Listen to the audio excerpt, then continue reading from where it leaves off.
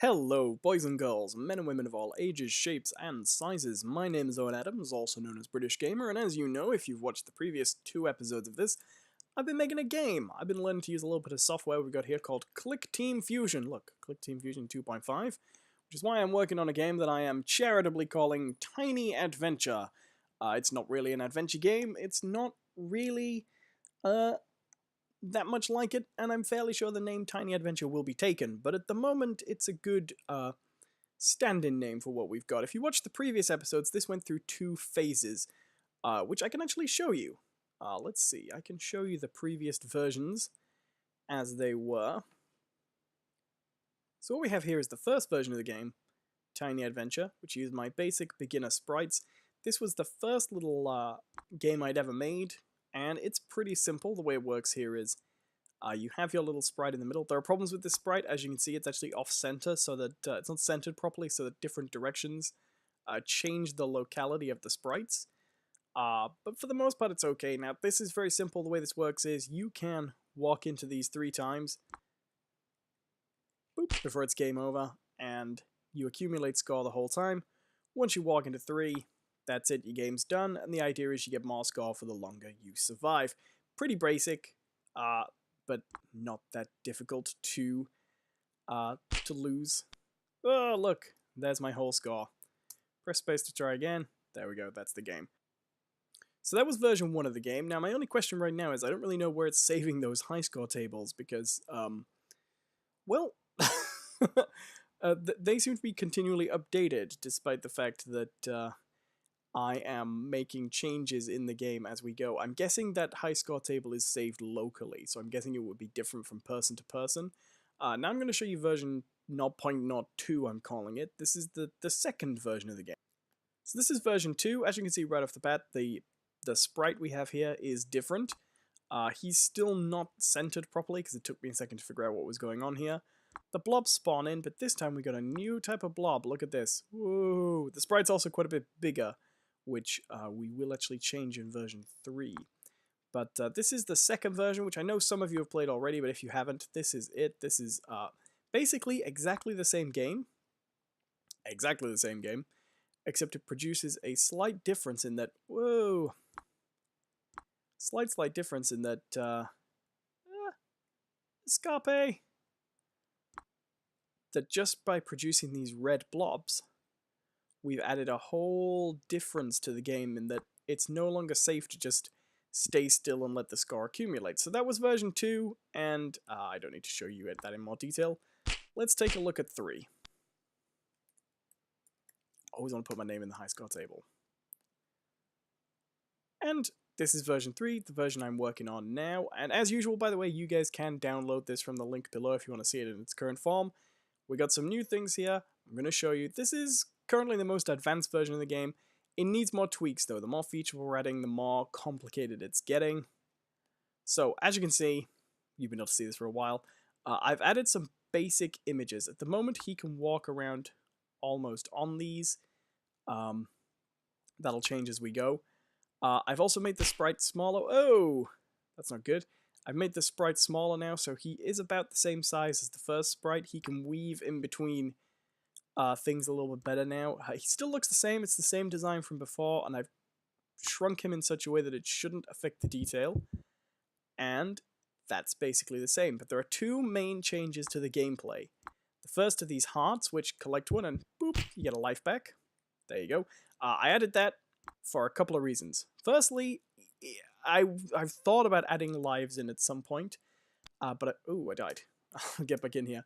I wasn't going to add the lives as early as I did. Ugh, I'm running into them.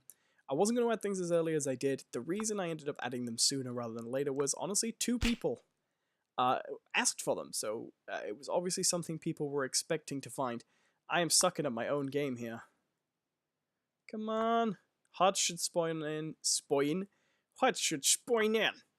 Every 30 seconds. There we go. There's one. Whee!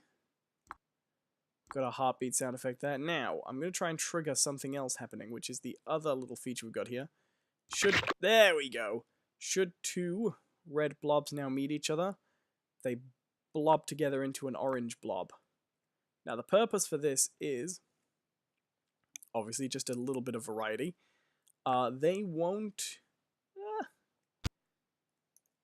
Why, thank you. I will have that. Let's try this again. They move a little bit slower than the normal blobs. Fair enough. And they're bigger, so you're less likely to be able to weave through them, but they also get stuck more. Whoop, run away. So those are your options. Just something to add a little bit of variety. So those are the two big changes in this one. I've added hearts so that you can actually increase your life, thus, in theory, increasing your time. This also adds an element of strategy. If you were to collect, say, 4 or 5 lives, you could actually take a risk of deliberately walking into something. Whoa! Deliberately walking into something to maybe clear a path for later. He's stuck there, so I'm going to stay here for a little bit. I have found it very interesting already, by the way, that I don't have to be good at my own game for this. I can be terrible. Ooh, so when I collide with that, my sound's not playing. I might not have actually turned that on. I'll check to see if I've forgotten to enable the bash sound on collisions with higher objects. It seems like something I would forget to do. And there we go. Game over, so I'm going to drop that out. Now, let's just put my name in and close the game and show you guys what we've added here. Now, if you want to get more detail about how I made this game, this is not a full tutorial, so it won't teach you how to make a game yourself in Clickteam just yet. There are some good tutorials for that, but if you're already familiar with the software, if you're just interested in more general principles, what I did for this is obviously made the sprite a little bit smaller, which is good. This is the sprite editing page here. It was easy enough to just shrink him and resample him, which is why it's created an element of aliasing about it, but I actually, I like that effect. I think that works pretty well. The big changes were pretty simple. I drew this this heart. Simple sprite art heart, that was pretty easy. And then I defined that object basically in the conditions. I'll show you the events editor here. This is the events editor. It's a bit chaotic because I'm still learning, so people coming to this new would probably have to decipher a lot of what I've done here, but the heart one's very simple. Every 30 seconds, the game creates a heart, and then it sets it to a random position somewhere within the frame. That's easy to do. And it plays the heartbeat sound. Then every time the character collides with a heart, it destroys the heart, which removes it from the game, and increases the player's lives by 1. That's very, very simple. Very, very simple stuff. This has been a little bit trickier. Let's actually fix this now, because I can show you a little bit how the events editor works, because I don't think I've got the noises here. So this is how we added bigger blobs. Firstly, I did this. If there's a collision between a red blob and a red blob, it plays this sound.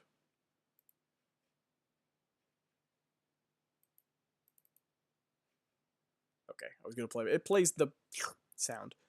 And it creates a new object, the orange blob, and then it destroys the previous object.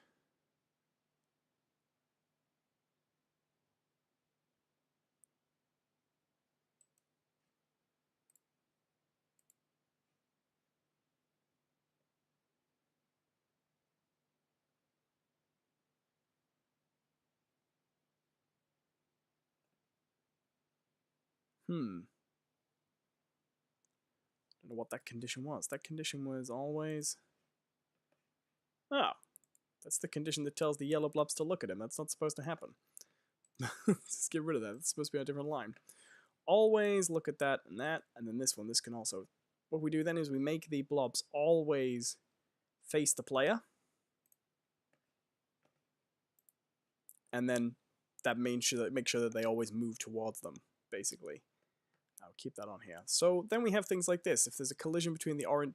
This created our new object, the orange blob. Collision between red blob and red blob. Plays a sound, creates an orange blob, sets it at the right position, and destroys the red blobs. So you don't just... you get rid of the two blobs that hit each other. Then we go, for example, collision between the orange blob and the blue. Bounce. Just stops them from hitting. Collision between the orange blob and the red. Bounce. Collision between the orange blob and the orange blob. And then we create our yellow blob, basically. And there we go. We're supposed to have a sample for that as well. There we go. Don't have the sound for that. Perfect. And then we got the same thing, same set of things for the orange blobs, basically. Making sure they all behave as they are should. As they are should, as they should. What we don't have, actually, is the noises we're supposed to have. When they hit the player. I hadn't actually put those on yet. There we go. Let's try that out. Let's make sure that's actually happening there. We're going to make an orange blob and make sure when it hits him, it plays the noise. And this is basically what making stuff on this is like, creating these conditions. The events editor is one of the most interesting things about this software, because really what you're just trying to do is... right, let's keep that on there till we get another red blob. All you're trying to do is just make sure that every possible interaction between events is kind of... Whoa! Taking account. No! All that time trying to save up a red blob and we got ourselves killed. There we go, got my health back. Come on. Oh. I'm trying to make a red blob to test this. What I should do is I should disable the lives for a second. Ah, there we go. Yeah, you stay in there. Come on. I think I set it up right. It's just worth checking. And this is basically the game. It's how I made the game. There are a few more changes I want to make. We're on version 0.0. Damn it, I died. Okay, fair enough. I'm sure it's working fine. I'll leave it to you guys to test it later. I'm kidding. I am going to test it. I'm just not going to test it while I'm making this video. But that's how that works, basically. I have to open that again. How did I do that? And this is currently the game. This is all the quote-unquote code to the game. I have been trying to make attacks. I'll show you this at the moment. I'll show you this condition. I'll pop this condition in at the moment, right now. The keyboard. Upon pressing a key, spacebar, animation, change animation sequence. This is something I actually have working right now, but not working in a gameplay way. Play sample, whoosh. There we go. Right now, there we go. If you press the spacebar, you can actually trigger the little sword animation. The reason it's not integrated into the game right now is it doesn't really do anything. I don't have the skills with the software yet to trigger like attacking a ball and removing it. That's something I've got to get to. But hopefully it's going to come next. And obviously once we're at that phase of the game, it's going to mean a whole raft of rebalancing everything else onwards as well, just to make sure the game's still fun. But yeah, that's where the game's at now. It's still a survival game, but we've added bigger, slower enemies once blobs combine. And we've added the hearts so that you can get lives and keep going for longer. That's where it's at right now. As usual, download link below, try it out, let me know what you think. And we'll see. We'll see going forward if this can continue being fun. At some point, I'm going to try and get it to version 1.0, which is going to have a title screen, a better designed high score table, walking animations at the very least, and then the graphics are going to change. The blue blobs are going to change to spikes, basically spiked balls. And the blobs that chase you are going to change to some kind of monsters, I think, probably slimes.